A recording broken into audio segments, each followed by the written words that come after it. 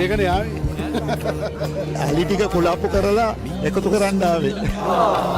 දේශපාලන පක්ෂ ભેදයකට වැඩිය මෙතන තියෙන්නේ අපේ එකමුතුකම. සියලුම දේශපාලන පක්ෂ මේ මර්ධනයට විරුද්ධව මේ ඒකාධිපතිත්වයට විරුද්ධව එකතු වෙන්න ඕනේ. ඒ සඳහා අපි පෙළ ගැහෙනවා. එකතු වීම මොතනම ඔරු එකතු වීම කියලා ආණ්ඩුව කියනවනම් ඒ තරේ ප්‍රතික්ෂේප කරනවා. එහෙම ලේබලක් දාලා ඔන්න ඔක්කොම ඔරු කියලා කියන්න එපා. එහෙම නැහැ.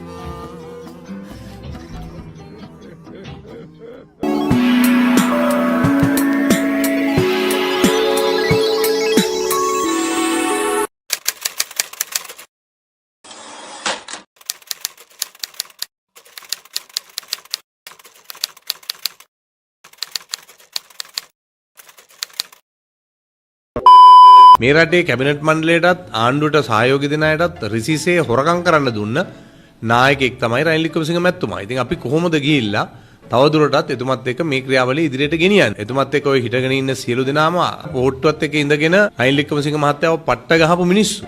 රනිල් වික්‍රමසිංහ මහත්තයා බැංකු හොරා මහා බැංකු හොරා කියලා කතා කරපු අය. ඉතලා අහන්න ඒ අයගෙන් ඇඳුමක් ඇඳගෙන ගිහිල්ලා ඉන්නේ කියලා. ශ්‍රී ලංකා නිදහස් පක්ෂයත් ආපහු දෙකට බෙදුණා. එක්සත් ජාතික පක්ෂයත් ආපහු දෙකට බෙදුණා.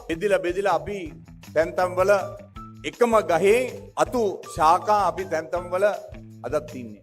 ඕකේ. ඒ නිසා මේකේ ආරම්භය තියෙන්නේ එක්සත් ජාතික පක්ෂ. අද අවුරුදු 79කට පස්සේ රනිල් වික්‍රමසිංහ මැතිතුමාට පුළුවන් වෙලා තියෙනවා මේ සියලුම දෙනා ආපහු නැවත එක තැනකට ගේන්න.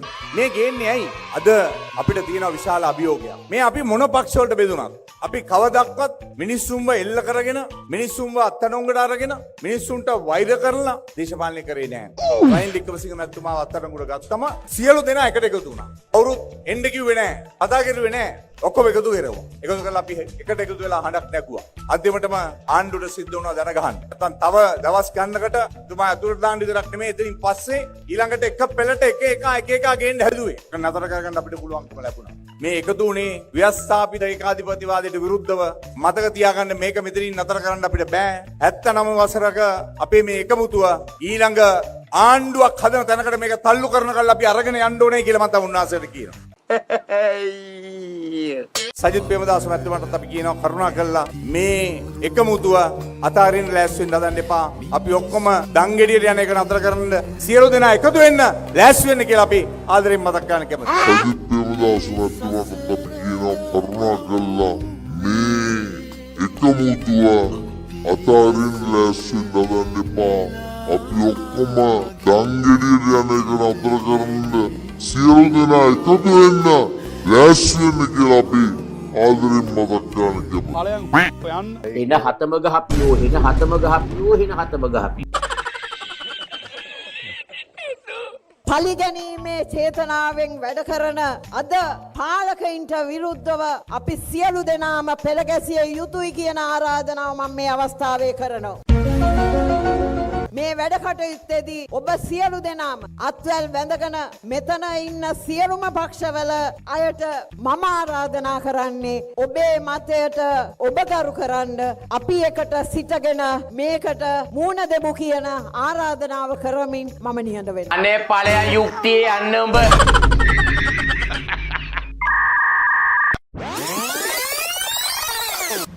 ඔය අලුත් සන්දානේ ඇවිල්ලා ඉංග්‍රීසි කියමනක් තියෙනවා. අලුත් බෝතලයක පරණ වයින් දානවා කියලා. එක්සත් ජාතික පක්ෂය හදන අලුත් සන්දානේ කිසිම නැවුම්භාවයක් නැහැ. පරණ හිටිය මේ රට කාපු අනාගතයේ රට කණ්ඩ කෙලහලන දේශපාලකයෝ ටිකයි රාජනෝන සංවිධාන ටිකයි ඒ අයව අල්ලේ නටවන ඇමරිකාව සහ යුරෝපය විතරමයි ඔය සන්දාන තුල ඉන්නේ. අලුත් කිසි කෙනෙක් ඕකේ නැහැ. later තාවම මට අත තිබ්බේ නෑ නේ කියලා ඔබ නිහඬව හිටියොත් ඔබට අත තිවන දවසට ඔබ වෙනුවෙන් හඬක් නගන්නට කිසිවෙක් මේ රටේ ඉතිරි වෙන්නේ නැහැ. ඒ නිසා අද අපට ඇත්තේ එකම එක විසඳුමයි සියලු වාද ભેද පසෙක තබා අපි සමග වීමයි. රනිල් වික්‍රමසිංහ ජනාධිපතිතුමනි ඔබතුමාලා අපි පුංචි ඡන්දෙට කලින් විපක්ෂයේ දෙවන්ත සන්දානයක් ගොඩනගන්න ලොකු උත්සාහයක් දැරුවා. නමුත් ඒක සාර්ථක වුණේ නැහැ. නමුත් ඔබතුමා එළියේ ඉඳන් දරපු ඒ උත්සාහය අසාර්ථක වුණත් ඔබතුමා ඇතුළට ගින් පැය ගාණක් ඇතුළත මුළු විපක්ෂයම සමගි වුණා. තොපිට හෙන හතම ගහපියෝ හෙන හතම ගහපියෝ හෙන හතම ගහපියෝ. රනිල් වික්‍රමසිංහ මැතිතුමනි අපේ කඳවුරු දෙකම එක ප්‍රධාන ලොකු වැරැද්දක් කරා. What? ඒක තමයි මේ දේශපාලනය කරද්දී බලය ලබා ගැනීමේ හුදු අරමුණෙන් ඔවුන්ට හැම විටම හොරා කියලා ඇඟිල්ල දික් කළා අනිත් පැත්තට කිසිම සාක්ෂියක් නැතුව කිසිම සාධකයක් නැතුව චෝදනා කරා. ඒ වරද අපිත් කරා ඔබතුමන්ලත් කරා. අවසානයේ මේ රටේ ජනතාව හිතුවා මේ දෙගොල්ලම හොරු මේ රටට විනාශ කරපු මිනිස්සු තමයි මේ රටට ආදරය කරන මිනිස්සු කියලා. අපි අද අන්නේ කටුක යථාර්ථයට මුහුණ දෙමින් සිටිනවා. අපේ අනන්‍යතාවය රැක ගන්න අතරේ ප්‍රජාතන්ත්‍රවාදය සහ ඒ නිදහස රැක ගැනීම වෙනුවෙන් ඕනෑම අවස්ථාවක එකතු වෙන්න සූදානම් බව කියමින් ඔබ සැමට සුබ අනාගතයක් ප්‍රාර්ථනා කරනවා.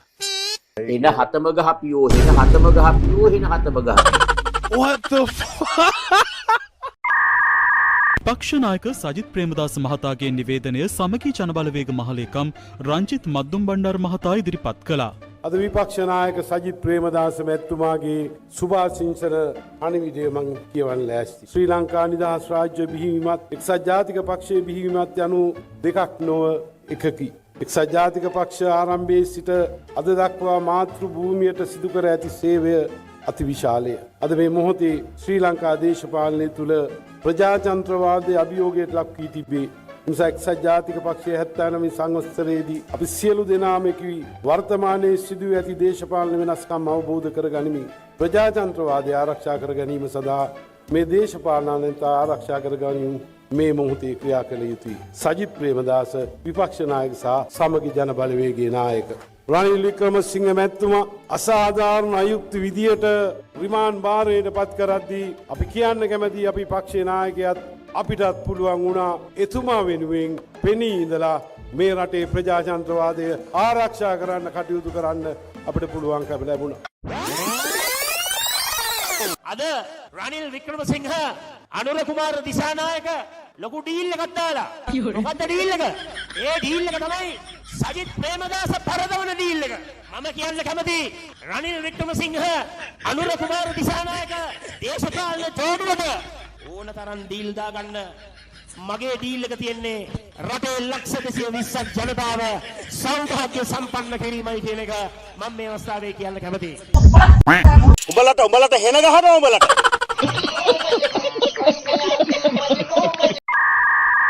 සමුගෙන නෑ උස්ම තියෙන තුරු සමුගන්නේ දේශපාලඥයෝ. ඒ නිකන් බොරු කතාවක්. ලයිෆ් ටයිම් කරනවා. ඒක සිරිතක්. ඒක ලෝකේ පුරා තියෙන දෙයක් නේ. දැන් මොකද්ද ඊළඟ ප්ලෑන් එක? ඒක එළිදරව් කරයිනේ අදාළ රැස්වීමේ නායකයන්. ඔබතුමාලගේ ඉදිරි පියවර කොහොමද? ඒ අනෝ බලමු මොකද වෙන්නේ කියලා. කලබල නොවී ඉන්න. ආණ්ඩුව යන පාර හොඳයිද? පාර ටිකක් වැරදි. කියන්නේ මොකද්ද වැරද්ද? ඒකනේ මහජනයාගේ කලකිරීම වැඩි. ඔය අනේ නිකම් පලයකෝ යන්න. තොපිට හෙන හතම ගහපියෝ හෙන හතම ගහපියෝ හෙන හතම ගහපියෝ. අද මේ සංවත්සරයේ පවත්වන්නට මෙලෙසින් පවත්වන්නට එක හේතුවක් තිබුණා. මාව අත්අඩංගුවට ගැනීම. මේ ඒකාධිපතිවාදයේ විශාල තර්ජනයක් අපේ ක්‍රමයට. අපි ඉන්නේ බහුපක්ෂ ප්‍රජාතන්ත්‍රවාදයේ. ඉන්දියාවෙත් ඒ ක්‍රමය. දැන් මේක නැති කරන්න හදනවා. මොකද්ද කියන්නේ? මේ රටේ හොරු කියලා ඔක්කොම අරගන්ට යනවා. එහෙම කරන්න දෙන්න බෑ. මම එකක් කියන්න කැමතියි. හොරු අල්ලන්න එක මේවා කරලා තියෙන හොරුන් ඉන්නකොට මේ ආණ්ඩු අපේ ආණ්ඩු හොරු නම් 2019 තිබුණේ කායකයි 2020 එකයි ඔක්කොම මෙතන තියෙන්නේ. දූෂණයට විරුද්ධව ක්‍රියා කරන එක අපි කවුරුවත් විරුද්ධ නැහැ. ඒක අපි පටන් ගත්තේ. අඩිතාලම දැම්මා. මට උටෙන් මට පෙවුණා මේක දූෂණයට සීමා වෙලා නැහැ කියලා. සමහර තැන්වල දූෂණය මුවාවෙන් ක්‍රියා කරනවා. කොමිසම විතරක් නෙමෙයි CID එකක් ගේනවා. දේශපාලනීකරණයක් එතන උණා කියලා තමයි ඔක්කොමලා හිරිය දැම්මම කවුද පිට වෙන්නේ? මම කියන්නේ අපි මූණ දෙමු මේකට. එදා මට ගිහින් වෙන මොකක් මං කිව්වේ නෑ. මම බැලුවා ඔතෙන්ට ගියා. මාව ගෙනියනවා නම් බන්ධනාගාරට ගෙනියන. අපි ඔක්කොම එක මේකක් තියාගමු. ඕන එක්කෙන් නායකයන් අල්ලන්න යනවනම් ඒකට විරුද්ධව අපි එකට එමු. අපි බය නැතුව ඒ එක්ක ඉඳමු. එයා හිතන්නේ අපි බය වෙයි. මේකට යටත් වෙයි කියලා. ඒ නිසා තමයි මේ ව්‍යාපාරය ඉදිරියට ගෙනියන්න ඕනේ. මුළු රට තුළම රැස්වීම් 1000ක් තියන්න. ඔක්කොම පක්ෂ එකතු වෙලා. ආසනයකට 5යි. උතුරත් අරකට හෙත් තියෙන්න ඕනේ. මට මතකයි ජයාජාදන මහතුමා එක්ක අපි එදා සත්‍යාග්‍රහ විහාරය ගියා.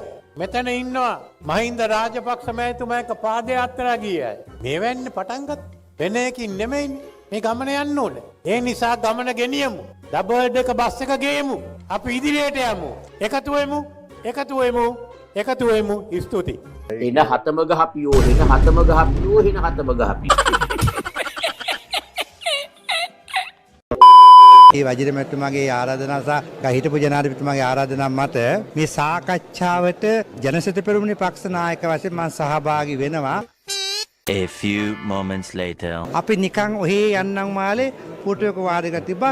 මේගොල්ලන් හොඳට කතා කරා තීරු දේශපාලන පක්ෂවල නංගම් කතා කරා නං වලින් කතා කරා පක්ෂ නායකය නං කිව්වා. හැබැයි ජනසිත පෙරමුණේ නමක්වත් නැහැ නාමයක් නැහැ කතා කරෙත් නැහැ. ඒ කියන්නේ අපේ ජනසිත පෙරමුණේ මේගොල්ලන්ට පක්ෂයක් නෙමෙයි. අපේ පූර්ණ සහයෝගය කිසිම වෙලාවක දෙන්නෙත් නැහැ. දෙන්න බලාපොරොත්තු වෙන්නෙත් නැහැ. මොකද්ද මේ සංවාසය? ස්තුතියි.